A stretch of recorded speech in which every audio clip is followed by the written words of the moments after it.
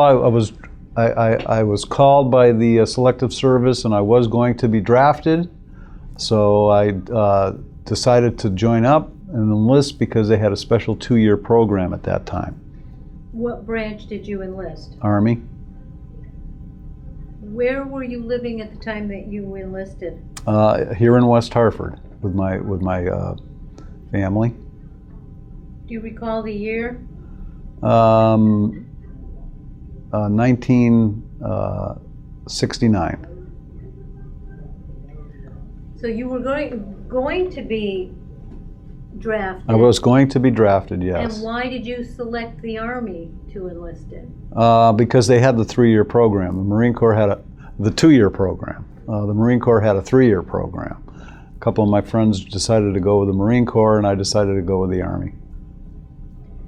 So I was kind of recruited to the Army by an Army recruiter. Do you recall your first days in service? Yes. What was that like? Boot camp? Where did you go for boot camp? I went to Fort Benning, Georgia. And how long was boot camp? As I recall, 6 weeks. Yes, could you tell me about that? Well, they first took you in and shaved your head, and that turned you into an alien, and, and you were all aliens with scary heads, and I got to meet a lot of guys that were, we're all similar, and went through basic training together, and it was a very good experience for all of us, I thought. What kinds of things did they train you in? They taught us, they certainly got us in shape, physical training, and a lot of marching and drilling, using all the different types of weapons. We had M14s that we trained with. And then at the end of training, we advanced to the M16. But the M14 was the first weapon that we used. Hand grenades, and night training, bivouac. I remember all of that. Do you recall any of your instructors? I do. I remember my drill sergeant. I can't remember his name, but I could see his face. What was he like? He was very tough, but he was very fair, and everybody respected him greatly. Now, when you enlisted, you said some of your friends also enlisted and some went in the Marine Corps. Did any of your friends go to boot camp with you at Fort Benning, or were you totally on your own? No, I was on my own. Do you have any memorable experiences from your boot camp training? I guess the poker games were pretty memorable until we got caught. And you weren't supposed to play poker? No, we weren't, and there were supposed to be no card games at all. Let's see, some of the other things that I remember were the times that they would let us go on leave. Well, that was at the end of boot camp, excuse me. They didn't let us go anywhere for the first 6 weeks. What was your punishment when you got caught playing poker? They threatened us, they threatened all of us, but they didn't do anything. They just said, don't do it again. They were going to threaten us with an Article 15, as I recall. When you were in boot camp, now this was 1969, so the Vietnam War was in full swing. Yeah. Did you realize that when you were in boot camp that you would be going to Vietnam? I thought there would be a pretty good chance that I would go. Do you recall your graduation from boot camp? I do. What was that like? It was very ceremonious and very impressive. How many people were in your class, approximately? Well, it was a company that I was involved with, so that was 4 platoons. And each platoon had 4 squads, and each squad had 11 men in it, so I'm trying to remember. What platoon were you in? I don't remember that, I'll tell you. We were pretty much by alphabetical order, so I was in the back. Oh. Where did you go immediately following boot camp? They let us out on leave for a couple of weeks, and then I went to Fort Jackson, South Carolina. And what all did you do in Fort Jackson? I learned how to be an armorer there. Fort Jackson's in South Carolina? Yep. Did you choose that MOS, or did the Army choose it for you? The Army chose it for me. Uh, First, they chose radio operator for me, and I started the classes for the radio operator, and you had to learn Morse code. And I started to learn it, but then I got to the point where I just couldn't learn any more of it. I just couldn't get it, and I flunked out of the class. I couldn't do it. so they transferred you to the armorer? They transferred me to an armorer, yes. And what are the duties of an armorer? We would instruct and distribute weapons to infantry platoons that would come through the building that we were in charge of, and we would basically train them on M60 machine guns and 50 caliber machine guns, and occasionally 45 the Colt 45 revolver.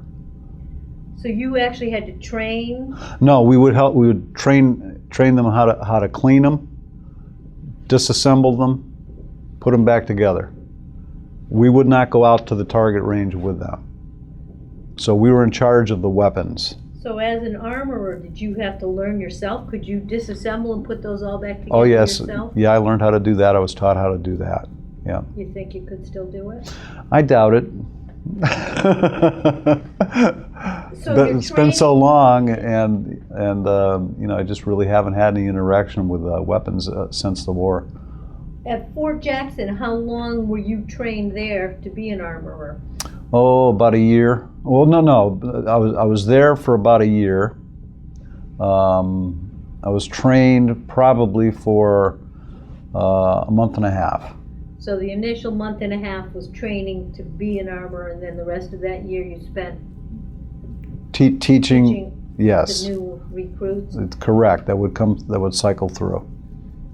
And what was life like during that year at Fort Jackson? It was interesting. We had we were allowed to have motorcycles, so you know there was a lot of places to ride on Fort Jackson in the woods, off road. They would let us off the base whenever we really wanted to go, and we'd go into Columbia, South Carolina, you know, for afternoons or evenings, and got to meet some interesting fellows, and of course they'd let us home on leave. And then I got my orders from Vietnam. Do you recall when that was that you got your orders? Well, it was I was in Vietnam for 9.5 months. So my total time in service was, I think on my DD-214 there it says about 1 year and 11 months. What was your reaction when you got your orders that said you were going to Vietnam? I was not surprised because a lot of guys were going there, and I wasn't surprised at all. In fact, I kind of looked forward to it. And your job in Vietnam would be as an armorer Well, that's what I thought at that point? at that point. And then when I got there, they put me in with a supply unit and put me in the supply room under a supply sergeant. And then after he was cycled out to go home, I took over his job. Do you recall your immediate reaction when you landed in Vietnam? And where did you land? We landed in Tan Son Nhut, and I think it was a Pan Am airliner that we took over, as I Did you recall. go as an individual or with a unit? Individual. Getting off the airplane, it just, you know, I had been in third world countries before. It just smelled, you know, it's cooking oil, and you know, and the heat. It smelled like that. It's kind of humid. When you landed in Tan Son Nhut, did you stay there for very long before you shipped out to your destination? No, I think I spent the night there, and then the next day at night, they put me on a helicopter for Vung Tau. So Vung Tau was your destination, and that's where you became a supply sergeant? Correct. When you went to Vietnam, what was your rank? E2.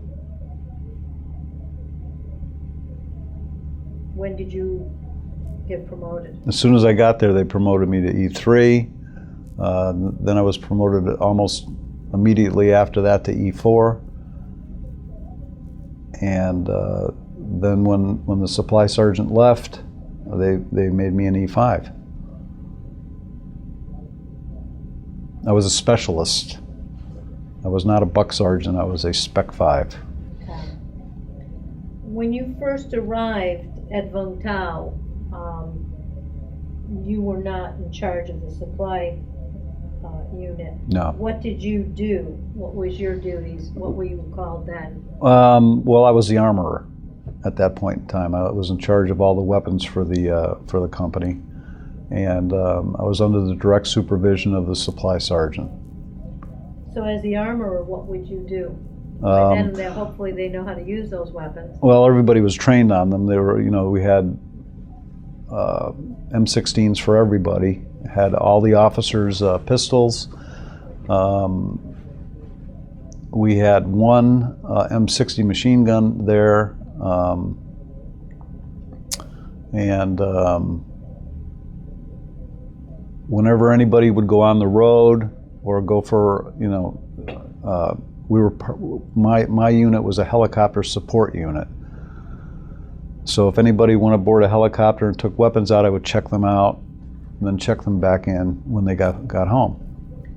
They didn't keep the weapons with them? No. We were not allowed to keep the weapons on the base. I was stationed on an air base, as I told you. We were surrounded by Australian infantry, and the air base would handle a C-130. But there were Aussie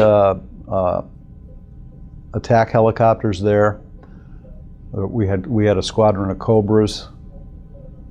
What was really interesting about the Cobras that we had there was the fellas had put a bullseye right on the side of the Cobra to give Charlie, I guess, a clear target to shoot at. Wow. Yeah, I had a picture of that too, and then it's gone. I don't know where it is. Wow. What can you tell me about the M16?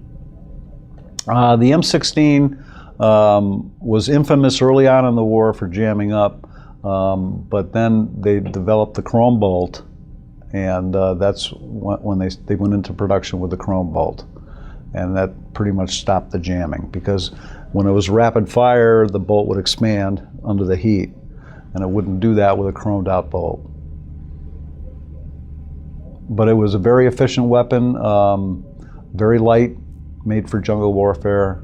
I trained in boot camp with the M14, but that was really heavy. That was a very, very heavy weapon.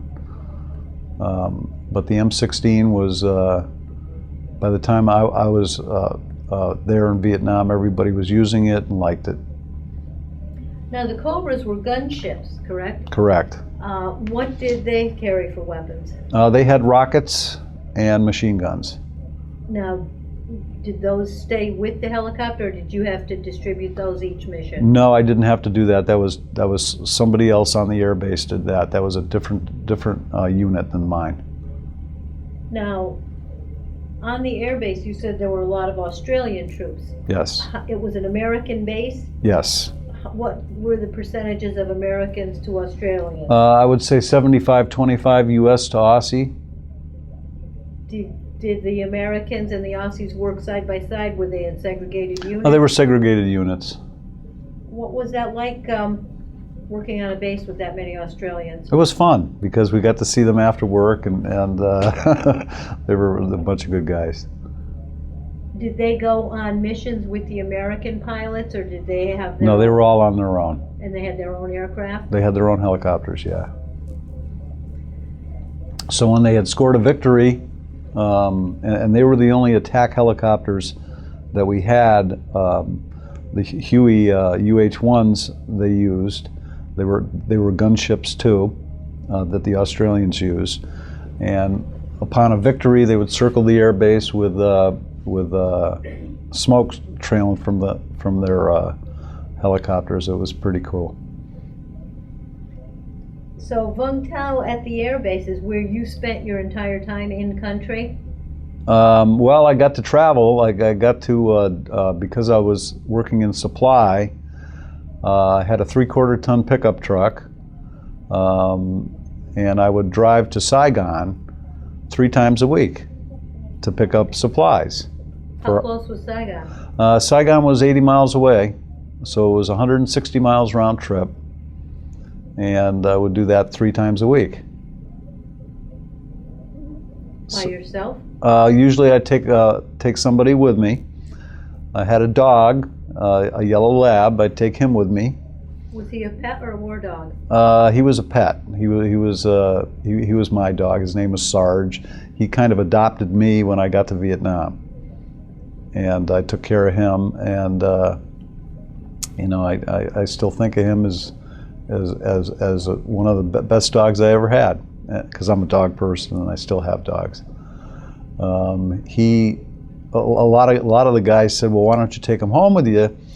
And I said, well, I'd like to do that. And I looked into it, but they would have had to put him in quarantine for 6 months, and it would have killed him. I just couldn't do it to him. So what did you do with Sarge when you left country? Well, a few of the fellas that were still there, that they were going to take care of him. And I found out later, about a year later, he did pass away. So you would take Sarge and another a friend, and we'd go up to Long Binh, where we would pick up supplies.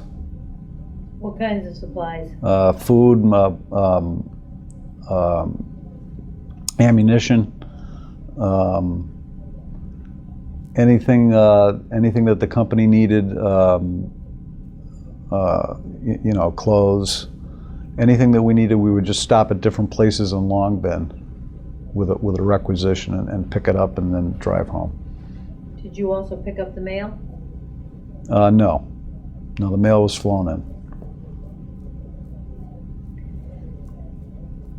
Your duties when you first got there, before you were the E5, was picking this up. So you were in charge of the supplies. You had to know how much of each item your squad, your platoon, your company needed? Yep. So you were in charge of all the needs for this company. Yep. What was the process where you knew this? Did somebody come to you and say, Larry, we need this? No, we'd actually go out and do the count. Had several people working for me at that point in time, and including some civilian Vietnamese. So we had one girl who had been working there for a few years before I got there, and she knew the needs of the company inside and out, and she did most of the paperwork. So she knew exactly what everybody needed. When she needed a count, she would send out some of the boys to count exactly how much we had in the supply stores, and whatever we needed, of course, we would phone it up to Long Binh and then go pick it up.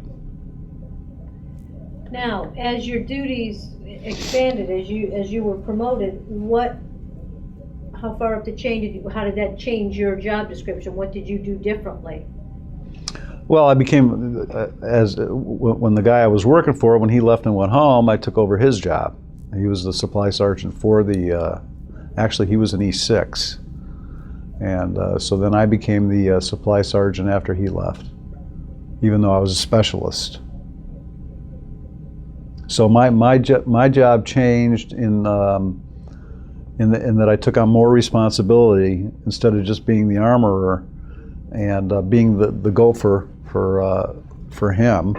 I had people working for me instead. Did you continue your trips to Long Binh, or did I did. Oh. I continued those because it was good to get off the air base. What was it like to have the Vietnamese people working with you? It was excellent. I mean, I got to get some insight into the way they lived and their culture, and I actually went to their houses for dinner on occasion. Got to know their families, and got to know the staff that worked around our company. And it was very interesting to be able to see the way they lived and what they thought about everything. And I actually, with 3 other guys, we rented a house, not a house, but a apartment down next to the water, right next to the ocean, next to a little Buddhist temple. And we were able, because I was an E5 at that point in time, we were able to sleep down there some nights. And it was actually on the same road where the President II of Vietnam had his resort home, about 5 houses down the street. So it was very well protected. There were armed patrols on the road, but it was a peninsula, so it was very safe. I mean, the airfield that I was at the entire time I was there, for the 9.5, almost 10 months I was there, only got rocketed twice, and it was just somebody who just happened to just get a rocket off, and it landed. Never really did any damage on the 2 times that we were hit. In those 2 times, did you realize what was happening? Oh yeah, oh sure, because it would shake the ground, and you could hear it. And we, on the trips up to Long Binh, we got shot at a few times. You could hear the bullets whizzing over, somebody shooting from far, far away. But nothing ever hit the truck or anything. Nobody got hurt that I knew of. Were you ever in combat? No. Were there any casualties in your unit at the airbase? No, there was not.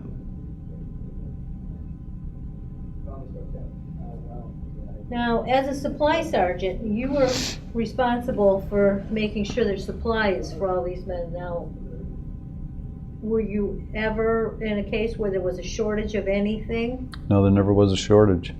No, we always had what we needed. You always had enough food, ammunition, yeah. clothing? Oh, definitely, yeah. Supply sergeants are famous for their bartering skills. Does that include you? Well, I thought I was pretty good at getting what everybody needed. What was the number 1 item? Steaks, if you could get steaks. And Coors Light was a real favorite too. Did that happen often? No, not often.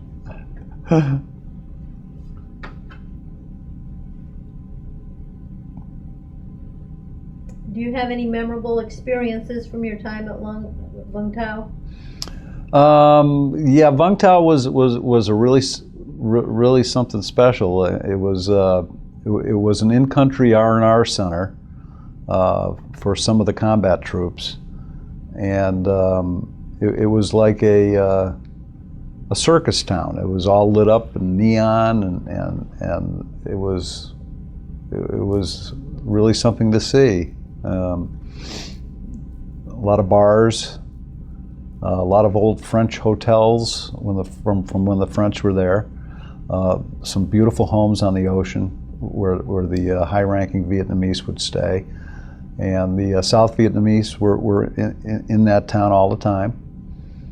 So, we always got to go there at night, and it was interesting. Larry, when you were on base and driving around doing your job, did you feel safe? It sounds like Vung Tau is a little bit different than your normal base in Vietnam. Yes. Did you feel like you were safe and secure, or was there always danger of an attack? No, I felt safe and secure there. Because of the physical location of the place. I mean, it was right at the tip of a peninsula. So it was easily defended, and the road, even the road to Long Binh was mostly paved. I would have to say 60% paved, and like a highway almost. Wow.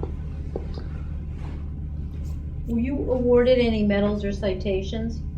Yeah, I've got some, the Army Commendation Medal, I think, what everybody got that was there. I didn't get anything special. I got the Vietnam Campaign medal, and it's right there on the DD 214 in the middle. Okay, and we'll attach that to Larry's records. While you were overseas, how did you stay in touch with your family? By mail. How was the mail service? The mail was excellent. Whenever food was sent from home, got it right away. We were on an air base, so it was coming through there anyways. So it was the mail service, I would have to say, was very good there. Which is interesting that you were an Army personnel on an air base. How did the Army and the Air Force personnel get along? Because you lived with these guys on base. Yeah, we did, but we were in different quarters. So we didn't really get to interact with them at all. I mean, mostly what my company did was service the UH-1s that were on the base, as far as the avionics went. So, did you have to get the parts for the Hueys? Some of to them. make sure, did those fly directly into the base, or did you pick those up? I when you would went pick to up some of Long them in Long Binh. Where did you live on base? Did you have a regular barracks? No, we had a Quonset hut, I would call it. There were barracks, 2 stories high, with sheet metal roofs, corrugated metal. Air conditioned? No, there was no air conditioning. We had fans. We had electricity, so there were fans. But it was pretty hot there. So. How would you classify the living conditions? They were adequate. Of course, they could always be better, but it wasn't like the grunts had. The guys in the infantry had it way worse. What was the food like? The food was very good. We had a good mess hall, and it was pretty good. We didn't have to eat sea rats. So you had three hot meals a day? 3 hot meals a day. Yep. And whatever you didn't eat went to the dogs. Were there a lot of dogs? Yeah, on there base? were. There were. Did your dog stay with you, like in your barracks and everything? He did. So he could sleep right there in your room? He did. Did you personally have enough supplies that you needed? Oh yes, absolutely. And we didn't have rooms. We had it was just a locker with a bed next to it, just lined up down the barracks. So there weren't individual rooms. So the dog must have gotten to know everybody. Oh, everybody loved the dog, and he was a great dog. Did you feel pressure or stress? Yeah, we worked long hours, so yeah, I did feel pressure to do my job correctly, but I was too young, I think, to feel stress in the job, because I'd worked all my even when I was a kid with paper routes and construction jobs. So the stress was just, I don't think it would be the stress of a combat situation, just to make sure that everybody had what they needed and I was doing my job right. Could you describe what a typical day would be like for you? What time you would start? How long you would work? 5:30 in the morning we'd form up, about 5:30 to 6 I think it was. Everybody would take a shower first, and then there'd be saluting the flag, and there wouldn't be a bugle or anything. Nobody was doing that. But then the day would start, and it would end when the sun went down, pretty much. So everybody was on the air base, and everybody was very friendly with each other. And it was a very relaxed environment, I would have to say. We knew what we had to do, and we just got the job done. Did you do anything special for good luck? No, I can't say that I did. When you had downtime, how did people entertain themselves on the base? Listening to music. They would go downtown. That would pretty much be the relaxation, was to go downtown, have a few beers. And everybody on the base was just free to go downtown? You didn't have to? No, not everybody on the base was free to go down there. Most guys just couldn't go. But I was one of the privileged, I think, because of my rank and what I was doing. So whenever you were not working, you could just go downtown? I could.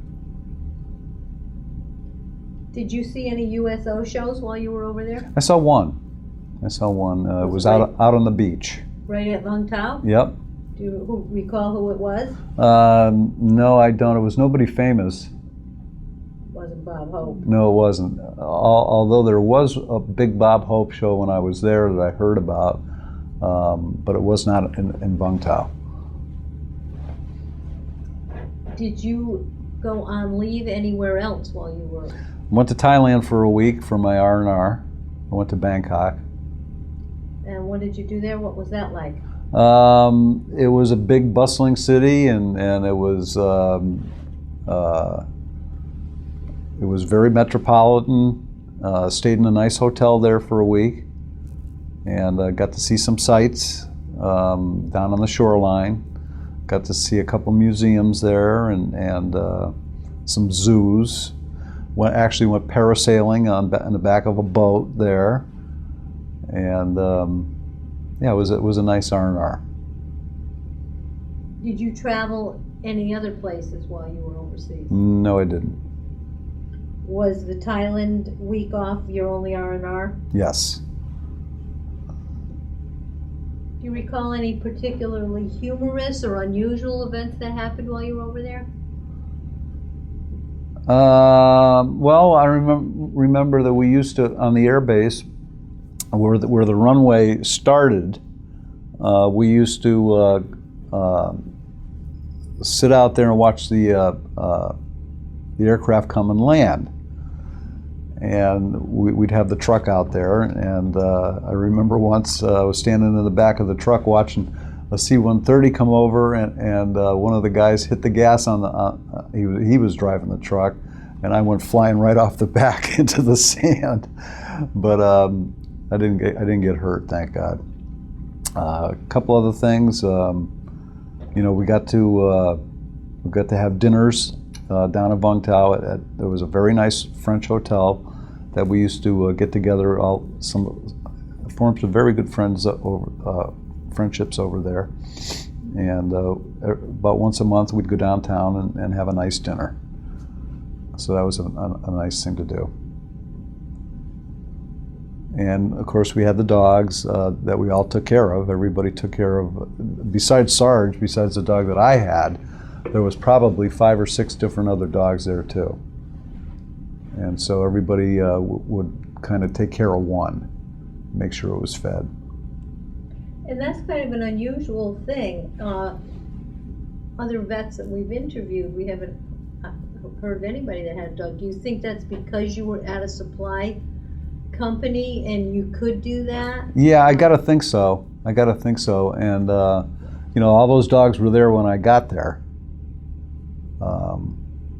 But there was no veterinarian really for them. So. What would you do if they got sick? Well, I didn't see any get sick. They were all mutts, and mutts are fairly strong, so didn't see any of them get sick. What did you think of the soldiers and your fellow officers? Well, there were people that we all decided to respect each other because that was the best way to get along. And the officers were gentlemen and always looking out for the enlisted guy. The older enlisted fellows were more.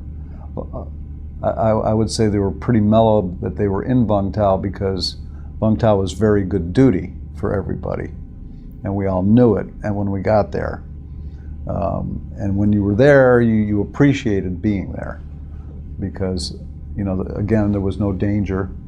We only got there was really no danger from the enemy.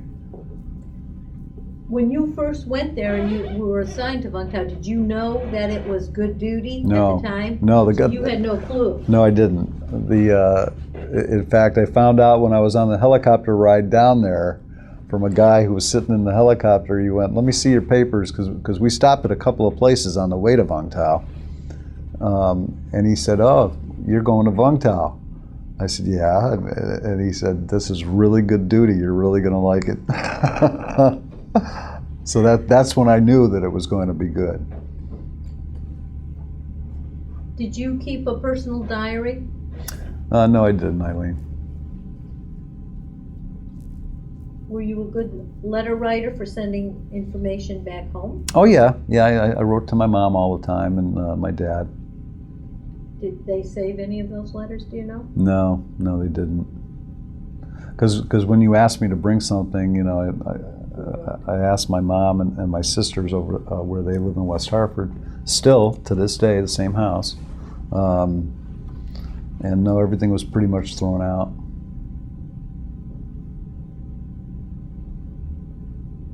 How long did you spend at Vung Tau? 9.5 months. And then you received your orders? I got an early out to go back to college. How did that work? I graduated from Elmira College. The Army would let you out of the service early if you had a... Well, it would depend on the timing of when you were getting out anyways. So because I was getting out in September, the end of September, which is when I started, so I guess the end of October, school started at the beginning of September, so they let me out early on August 10th. So I got out of the service about a month and a half early to go to school. When you left Vung Tau, did you fly out on civilian air? Civilian air from Tan Son Nhut. And was it again as an individual? As an individual, yes. And where did you go? Did you fly directly back to the United States? We did. I think we went through Japan and flew into Oakland, California. And I spent some time before I went home with a friend of mine who got out the same day. I guess he did come back with me. No, I didn't fly back alone. I had one fella come in with me into Oakland, and we went to his brother's house in Malibu for about 4 days, and then I went home. When you landed in Oakland, were you immediately discharged then? Or were you still in service? Well, you were still in service because you were going to be part of the reserves. And I think it says on my DD 214 there that I was in the reserves until 75. And as a member of the reserves, I didn't have to do anything. No responsibilities? No responsibilities, no training, nothing. No weekend? Nope, nothing. So that was just in case they wanted to call you up again, they Correct. could? Yes. Were you at all worried that could happen, or was that very unlikely? No, I didn't worry about it because I was in college then. I was back in college, I should say. What was that like to go back to college? Now, you had you started college before you enlisted? Yes. So that must have been a little strange for you to been in college, then for a hunk of time, something completely and drastically different, and then to try to go back to that. What was the adjustment like? It was actually pretty easy because back then Elmira College was an all-woman school, and they were recruiting guys from Vietnam to go to school there. So they would make it a co-ed school. So it was I was the second. They started it the year before I got there. They started it as a co-ed school, so there were about 100 guys, and about half of them were back from Vietnam. So when I got there, there was 100 guys, and I think there were 1,800 girls at Elmira. It was an all-women's college, and so I knew a couple of the fellas from around this area here that had gone to Elmira College. So they were one of the first men to go the first year that they were co-ed. So they kind of talked me into it, and I said, sure, I want to go there. And we wrote back and forth with Vietnam, and I applied from Vietnam to Elmira, and they accepted me. So I got my other college credits transferred over to Elmira. So the adjustment was easier because there were guys like me there. Did you go back on the GI Bill? I was on the GI Bill, yes.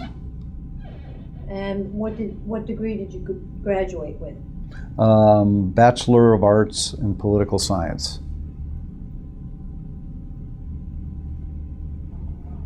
Do you recall your last day in service, what it was like? What did you do? The last day in service would have been that when I pulled into Oakland, I guess, and landed in Oakland.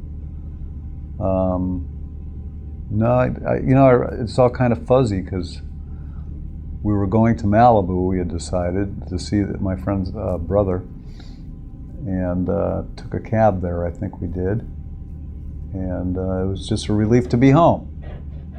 Wow. After you graduated from college, what did you do? After I graduated from college, I moved back here from Elmira back here to West Hartford, and married my college sweetheart that I had met in Elmira, and went to work in a hardware store to begin with.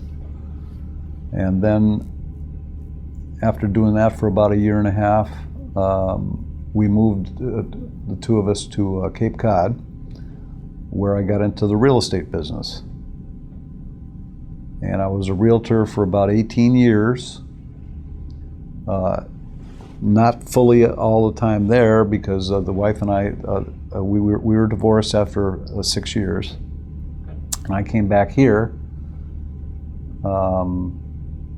in '79 and moved back in with my mom, who had gone through a divorce with my father at the time, and started a real estate company here,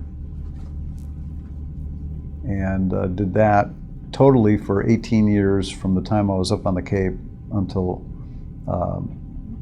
I stopped doing it and got into this business. Which is what? Financial services. And in 1985, I went to work for Payne Weber. And after Payne Weber, started my own company, and built it up to about 100 people, and then sold it in '99. And I've been at it ever since as a branch manager. I went to work for Advest, and then now here at Janney Montgomery Scott. Did you make any close friendships while you were in the service? I did, I stayed in contact with guys for about the first 3 or 4 or 5 years, but then everybody just kind of faded away and went into their own lives. Or one guy I did see in California when I went out there for a vacation once, no, we just kind of never stayed up with each other. Have you attended any reunions? No, I haven't. No. Did you join any veterans organizations after you got out? No, I haven't. I really haven't. I've been thinking, ever since all of this started happening, I've been thinking about that. Did your military experience influence your thinking about war or about the military in general? Well, I never had any previous experience with it. So, my father was in World War II. He was a combat first sergeant, and he was shot in the leg in France. So he was wounded during World War II.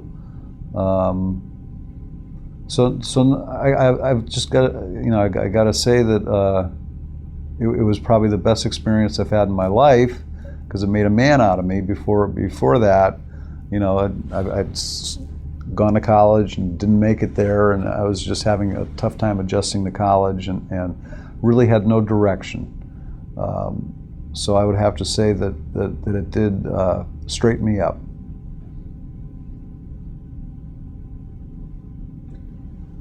How else would you say that your service affected your life? Sounds like it was pretty positive. Well, it was, because it taught me the basic tenets of responsibility and honor and hard work. So yes, it was a very positive experience for me as a young man. Larry, can you recall any other incidents or memorable experiences that you had while you were in the service? Nothing that stands out so much as the probably the thing that stands out the most to me is the fact that I got to interact a little bit with the local people, and got to see their culture and their side of the story, and they did want us there. They definitely did, and I think that to have left the country the way that we did overall could have been avoided, because when I was there, we had pretty much fought the war to a standstill. And looking back on it, and I've thought this over the years, the only difference between Korea and Vietnam was the terrain. In Vietnam, we could not have we had the country separated between North and South, and my thought always was, well, why can't we do the same thing with Vietnam as we did in Korea, and just keep it separated? But the terrain with the guerrilla warfare, I don't think would have enabled that to happen. And some of us do think that still today, but we would have had to keep an American contingent there to back up the Vietnamese, because as soon as we left, the whole country fell apart. And looking back on it, if we had stayed, it would have stayed the fight would have been a standstill, and the two countries still would have been divided, I think. Did you stay in touch with any of the Vietnamese people that were on your base? No, I didn't. I did not stay in touch with them, no. And I regret that too, because I probably should have gone back when the country was collapsing, but I didn't. Have you been back to Vietnam at all? No, and I would like to go. At some point in time, I would. You came home in difficult political and social times for the United States. What was your homecoming like? Very quiet. Just came back home, and within a month, within 3 weeks, I was off to college. So it was just came home, saw my friends back here. It was good to be home, and then went off and finished college. As a Vietnam vet, did you experience any flack from fellow students on a college campus? No, I did not. Because again, it was I was there at Elmira with some veterans that were there already, and you actually had like a little support group of fellow Vietnam veterans who understood. Yes, we did. Absolutely. Do you think that made a big difference in your college experience? I think it did. Yeah, probably made it easier. Well, Larry, I'd like to thank you for your service to our country, and thank you for this interview. Well, thank you, Eileen.